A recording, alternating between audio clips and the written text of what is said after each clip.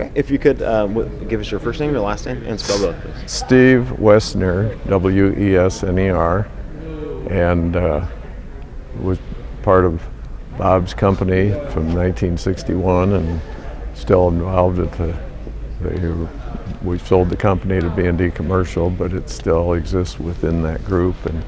And Bob's grandfather started the company in 1909, so it's well over 100 years old. And so you had mentioned that Bob's involvement with the theater, and this sounds like it's a long day coming. Let's talk a little bit about what that means to you and the foundation.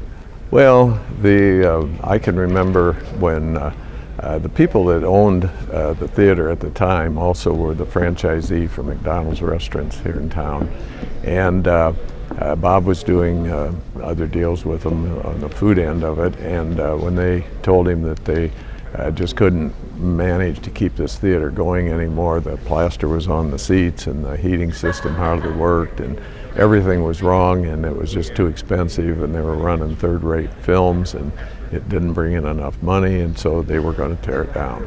And so here comes another parking lot, and Bob, because of his interest in downtown restoration, the business that we're all in, and because of the Grand Page organ, he went into high gear and to get the community involved, but also to get some major gifts from corporate leaders in order to buy the theater. They got that done, and of course now, it takes many times what they paid to buy it to get the thing. And first thing had to have was a roof, and then the boilers and the air conditioning system. This was was the first building in the city of Fort Wayne to ever have air conditioning back in 1928 when it was built. But it didn't work, and it was so archaic that you couldn't, repair it. But so Bob was, very, very involved. I can remember coming down here on Saturdays when he and Bill Zabel and Bob Nickerson and a couple others would come down here and maintain the organ. Back then there was no electronics; it was all tubes and pipes and air compressors, and I'd sit up there in the balcony after bringing a towel along to clean the chair so I could get the plaster dust off of it, and hear them talk. Every word they said, just like we're talking now, you could hear it clearly in the balcony because of the acoustics in here. And so Bob was always very, very close to the embassy, and was president of the Embassy Foundation for I don't know how many years, quite a few. And very involved even after he wasn't president anymore. And so it was very, very meaningful to him. And then he set up a foundation to distribute all his assets. And the foundation was giving us a very significant amount of money every year to maintain the theater.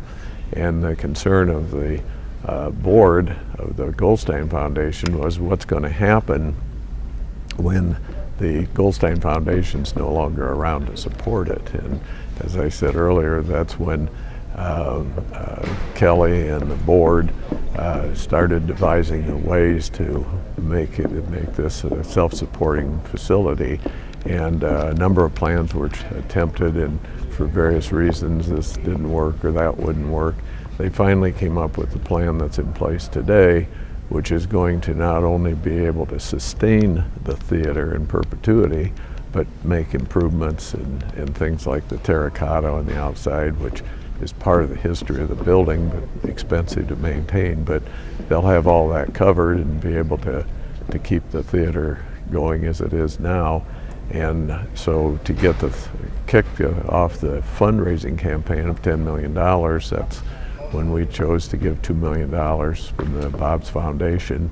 Obviously Bob's money, not ours, although individually I think we've all done something, but that got it started, and of course it's gone from that $2 million now to $7 million, whatever Carolyn said, and with Kelly as president of the board and the members of the board who are all very enthusiastic, and together with the corporations that have been recognized here today, But the biggest thing is the community, all the people. You know, that you've given a few $100s or $5, you know, so everybody in the community gets a feeling of ownership in the facility. And as I mentioned, you know, we still got $2.5 million yet to raise, so we need all those people to kick in, like I say, $5 or $105 or whatever they can give, so we can get the job done. But it's going to be exciting, and as these pictures depict, you know, weddings are a big thing, and people love to have their wedding here, but the grand staircase out there, you know, they like to come down and get their pictures taken, and they'll obviously be able to do that with the 6th and 7th floor.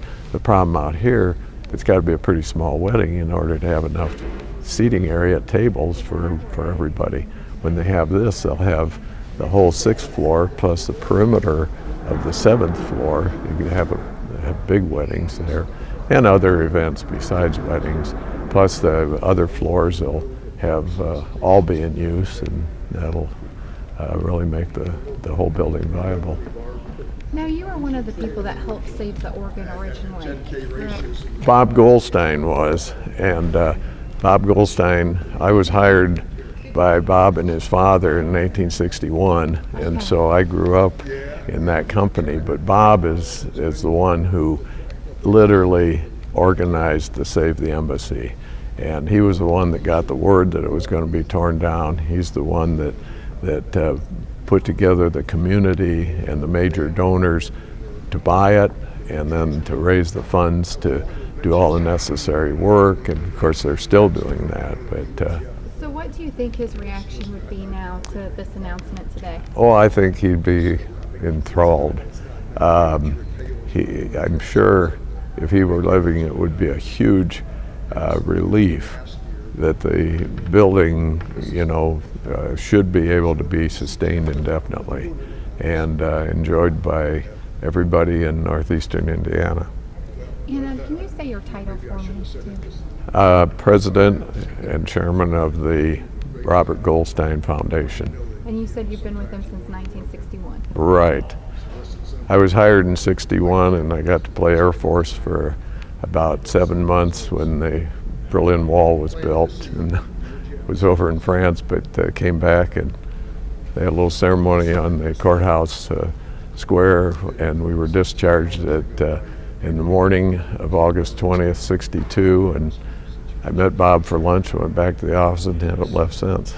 And so now, being a part of it since 1961 and seeing all of the passion for this theater, it's got to be fulfilling to you as well. Oh, it is. It certainly is. And of course, it was around 1977 when this all transpired.